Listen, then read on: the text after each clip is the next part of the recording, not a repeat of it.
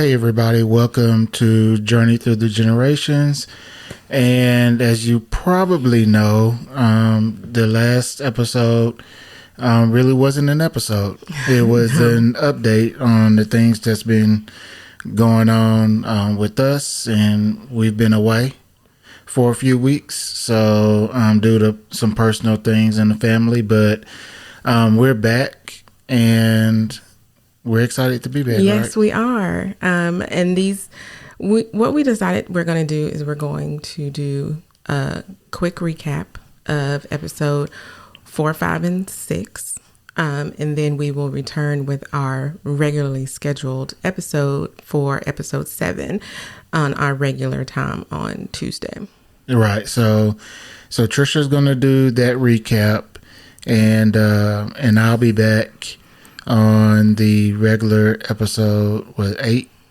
7. 4. I thought you're doing 4, 5, and 6. 4, 5. Yeah, I just said that. Okay.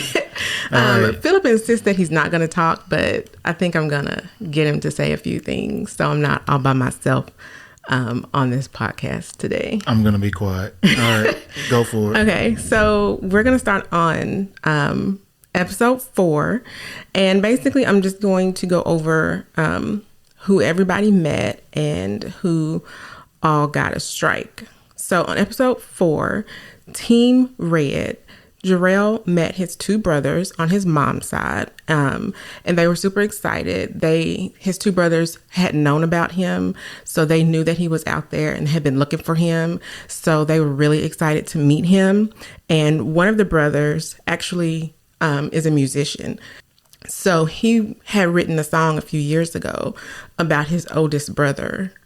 He didn't know his name, but it's Jarrell. So he was able to take him into the music studio and play the song that he wrote for him a couple of years ago. So that was really nice. Team Blue, JT met his brother on his dad's side, Trevor. So JT seems to have a lot of brothers. It seems like every episode he meets a brother. So yes, he met yet another brother, and he was able to show him pictures of their dad. I don't know if you remember a couple episodes ago, Team Green, Steven, he talked about this picture that he always had of his mom and his sister that he kept for as long as he can remember, and then he lost it. So on this episode, he was able to actually meet his sister who was in the picture, Jennifer. And she, of course, remembers him and everything. So that was really good. She was able to show him that picture that he remembered having and that he lost when he was a child, and she gave him a copy of it. So now he has a new framed copy of that picture. Jennifer also was able to answer some questions for Steven. She was able to tell him that his adoptive parents were actually their mom's friend and co-worker. So, oh my goodness. Yes. Okay. So she was able to answer some questions about the adoption and how it came to be, and the connection and everything like that. Oh, that's cool. So yes, Jennifer had a lot of answers. She was also able to tell Steven that she didn't grow up with their mom. She grew up with their dad, and they had a rough relationship up until she was older. But she was able to tell him that she found letters when she was cleaning out her mom's house that she had written to Steven on his birthday for years and years, just saying, happy birthday. I hadn't forgotten about you. I think about you all the time. And that she just kept those mementos of the things that she wrote on his birthday every year. That's cool, because a lot of times people feel like if they don't know their parents, it's automatically like the worst thing. Like the parent didn't want the child. Yeah, you automatically think that, but that's not always the case. As we've seen in the past seasons, it wasn't that, or at least that we know of. Right. So in this case, you get their letters, Right. saying that I haven't forgotten about Yeah, you. that she was able to show. Yeah. Yeah, so I think that's cool. And then we've always talked about before is like when you're cleaning out your family's house, just don't go throwing things away. Yeah, go through stuff. Go through some of that stuff. So Yeah, I think I'm that. done now. So yes, that was episode 4 was a really good episode for them, for the teams to be able to meet siblings and get answers to some questions that they have been having probably their entire lives. So it was a very good episode, and I'm sure, Philip, when you go back and rewatch it, you will be amazed at some of the stuff that was said. So let's get to the results. It looks like this was another close ending. It was like 7 minutes between first and fourth place this time. Now, which episode is this? This is 4. Okay. Episode 4. So, Team Red came in first place. Oh, did they? They did. Oh, So, good for yes, them, because they this is have the- 2 strikes, right? Yes, and this is the first time that they've been not at the bottom. They've either been third or fourth. So Yeah, good for them. Team Red came in first. Yeah. Team Blue is loving second place. And Team Green got a strike. Oh, really? Yeah. So that's their first strike. So now everybody has a strike, right? No, Team Blue still doesn't have one. Oh, yeah, that's right. Yep. That's Yeah. right. So Team Green has 1 strike, Team Black has 1 strike, and Team Red has 2 strikes as of episode 4. So we're going to move on to episode 5. And Well, before you do that, was there something just like weird or anything that happened to Team Green that made them come in last? Or did they just, it was just the game? no, they struggled with the challenge. Oh, okay. They struggled with the challenge, and then they struggled navigating from the challenge to the relative's house. Okay. But like I said, it was 7 minutes difference. So they struggled, but it really wasn't that bad. It's just kind of the way it goes when it's that close like that. Yeah, okay. So on episode 5, we'll just jump right into who everybody met. Team Blue, JT, met his sister, Brandy. I don't know if you remember on episode 3, his brother told him that he had a sister on his mom's side. And that was Brandy. And that's who he got to meet on episode 5. And she was able to, she's older than him. So she was actually at the hospital. She's 10 years older than him. She was actually at the hospital when he was born. So she remembers being there holding him. And then she remembers going home, and they didn't take the baby home with them. So she's always known about him. She says she's been looking for him for 15 or 20 years once she got of age to be able to try to find him. She's been looking for him. And she was able to show him pictures of their mom and give him her name that he didn't know. But unfortunately, she was murdered 10 years ago. Oh, my goodness. Yeah. They didn't go into details about what happened, but she is deceased. And she saved some of her ashes for him because she knew she would find him eventually. And she gave him some of her ashes. So he was, to say the least, very emotional about that. Yeah. Team Black, the twins met their cousin on their mom's side, Tony and Tara. And Tony actually grew up with their grandmother. So she not only knew their bio mom, but she also knew their biological grandmother as well. So she was able to show them pictures and give them stories about their bio mom and their biological grandmother. So that was really neat. Team Red, Jarrell met his uncle. But the interesting thing about this is that his uncle's wife, Tina, is the one who found Jarrell's mom and him at a bus stop when he was just a few months old. And she fostered them until he was adopted. Oh, But she wasn't married to his uncle at the time. that's weird. That is. Yeah. Yeah. So she kept in contact with Jarrell's bio mom through the years, and she was invited to like a family event, and that's when she met the bio mom's brother, and they got together and they got married. So I thought that was really interesting that she had this connection with them, and then that's how she met her husband. All right, so here's the big question. Is his mom still alive? Yes. Oh, I'm sorry. I forgot to tell you. He found that out in episode 4 from the brothers. Oh, okay. I guess I forgot to mention that. But yes, she is still alive. So what happened was Tina, the aunt, was coming home from work or something and saw this, because she was very young. I think she was like 15 or 16 when she had Jarrell. And she saw this girl, as she says, at the bus stop with this crying baby and couldn't get the baby to stop crying. And so she was like, well, come home with me and I'll feed him or whatever. And so that's how she ended up with her and Jarrell. Mm-hmm. So I thought that was very interesting. And of course, she has pictures that she had taken, one there at her house that he's never seen before, when he was that young. So that was really a piece of the puzzle that he's really been waiting on, to get to know more information about what happened and the circumstances regarding about his adoption.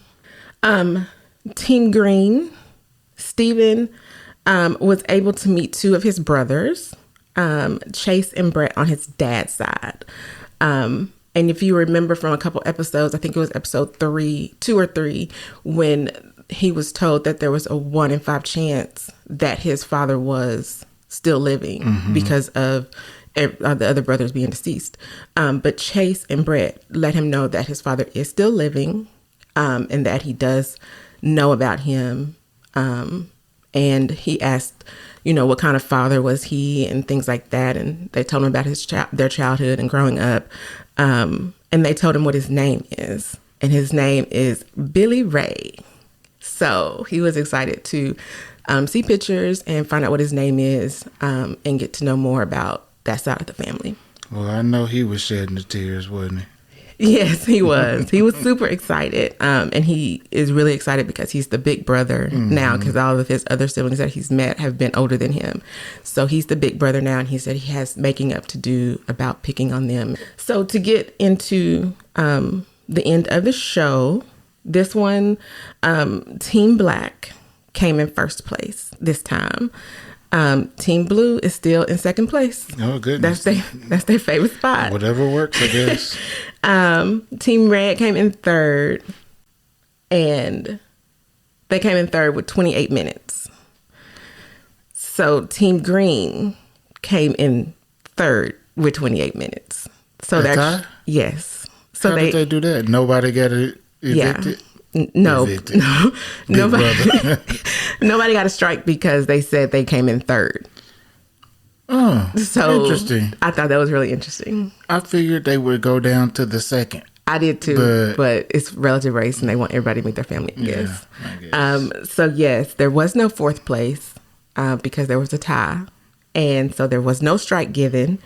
So going into day 6, we have the same strike set up. Team Green has a strike, Team Black has a strike, and Team Red has 2 strikes. And the thing to remember for this first place prize that Team Black got, they get to leave 5 minutes early on the next day. And with as close as it's been in past weeks, that could be really important. Yeah, it's going to be. Yeah. So I don't think I've ever seen anybody come in tied like before. That? Yeah. It was interesting, but I'm glad because I want people to meet their family. So, did you have any questions? Okay. So next on episode 6, we start out with Team Black. They got their phone call first or text message first because they get to leave first. So that's how the day started. And I'll just go into who everybody met. Team Green, Stephen, met his niece, Samantha. This is his sister's daughter. So he was able to meet her. And then when they went into the house, Jennifer was there. So I thought that was really neat. And they were catching up and telling her who all they had met since meeting her. And then Uncle Craig showed up. And that's their uncle. That's their mom's brother, of which Jennifer never met. So he was able to meet a niece also that he had never met before. And it was just a really good experience because if you remember from day one, Uncle Craig had never met their mom and didn't really know about her until a couple of years ago. So he was super excited to be able to be there with both of her kids, and a great niece as well. So Team Black, the twins, met their older sister, Monique. And I don't know if you remember from a few episodes ago when they met their younger sister, Brenda. Yeah. That Facebook message. That was Monique that responded to it. Yeah. Yeah, on their birthday. So yeah, that's who they met. And I guess I don't remember them saying, but the four of them have the same parents. They all have the same mother and father. So they were asking Monique about their dad and if, you know, he knew about them and where was he all this time. And Monique basically said, you know, that's his story. And if you get to meet him, I'm sure he'll be able to answer all your questions. And that's kind of how they left that. And she also told them that their dad has another son and two other daughters. So there's more siblings on their dad's side, which are close in age to them. So they were like, oh, we have more siblings. Can't wait to meet them. And then Team Blue, JT met his first cousin on his father's side, Matthew. And the big one is Team Red. Jarrell met his biological mom. Oh, good. Good for him. Her name is Vicky, and she was able to explain to him the details about his adoption. She said that she was very young, and the way it was set up in Cincinnati was that if you were in foster care and if you placed your child up for adoption, then you would be released from foster care and the child could be adopted. But since she didn't, they both had to stay, but they weren't considered together. They were two individual people in foster care now. So she didn't have any rights or anything like that, since she didn't place them up for adoption. So she said that she was able to go see him 3 times a day, and she would. And then one day she went to see him, and they said that they had done an emergency injunction and was getting his paperwork together for adoption. And so that's when she didn't see him again. And this was after. And then something happened, they said, but he had a doctor's appointment and they allowed her to take him to the doctor. And that's when she left with him. And then when they found her, they took him and she had to go to a separate facility than he was in. So that's how they got separated. For the results, this one is another close one. 2 minutes difference between first and second place. So first place went to Green, Team Green. Second place went to Team Red. And Team Blue, although they're not in second place, they're still hovering around in the middle. They were in third place. And Team Black got a strike. So that 5 minutes didn't help them. They did not. They did not. They were way over a lot. So the tally now is Team Green has 1 strike. Team Red has 2 strikes. Team Black has 2 strikes. And Team Blue still does not have a strike going into day 7. So they're basically guaranteed to be able to see all of their other relatives. So even if they get a strike the rest of the time, they just won't make it to day 10. And the prize for first place was a 5-minute video call with anybody that they wanted. So Team Green decided that their kids are so young they didn't want to upset them by seeing them. So they donated their 5-minute video call to Team Red, which I thought was really nice. Cool. Yeah. Why Team Red? Did they say? They said that they had been at the bottom a lot, and they felt like they needed a pick-me-up to be able to see their kids. And they just thought that that's who they wanted to give it to. Oh, well, that's good. I like that. So that is the recap for episodes 4, 5, and 6 of Relative Race. I hope that you all are still watching. And if you have any comments, something that I missed that you want to talk about, be sure to hit us up on our Facebook and we'll talk about it. Well, that was it, guys. Good job, Trisha. Thank you. All right, we'll see you guys on the next episode. Thanks. Bye. All right, take care.